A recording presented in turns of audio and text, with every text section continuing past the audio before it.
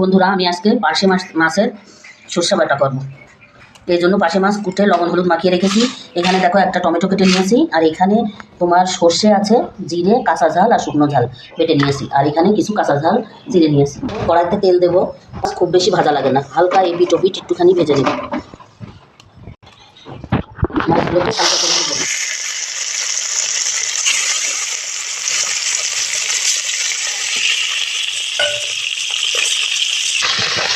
এই দেখো বন্ধুরা, মাছগুলো হালকা করে এপিট ওপিট ভেজে নিয়েছি। এবার কড়াইয়ে মাছ ভাজা তেলের মধ্যে আরও কিছুটা সরিষার তেল দেবো। এবার দেবো কালো জিরে ফোড়ন, কয়েকটা কাঁচা লঙ্কা দেবো। এবার কেটে রাখা টমেটো দিয়ে দেবো। দেখো টমেটোটা ভেজে নিয়েছি। এবার এই বেটে রাখা সরিষা আর জিরে দিয়ে দেবো। এবার নেড়ে ফেলে কষিয়ে নেবো। পরিমাণ মতো লবণ দেবো, হলুদ, টমেটো দিয়েছি ওই জন্য সামান্য একটুখানি চিনি দেবো।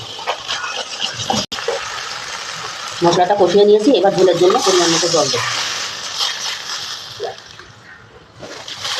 জল দেবো না, কারণ রান্নাটা মাখা মাখা হবে।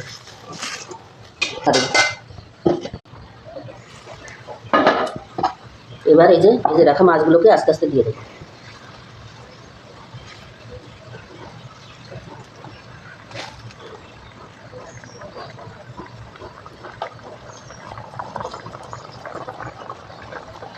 এবার ঢাকা দিয়ে রাখবো। দেখো বন্ধুরা, আমার সর্ষে পার কয়েকটা কাঁচা লঙ্কা দিয়ে দেবো। বন্ধুরা, রান্নাটা যদি তোমাদের ভালো লাগে তাহলে লাইক কমেন্ট শেয়ার করে পাশে থেকো। আর তোমরা এইভাবে পার্শে মাছ রান্না করে খেয়ে দেখতে পারো, খেতে কিন্তু অসাধারণ হয়।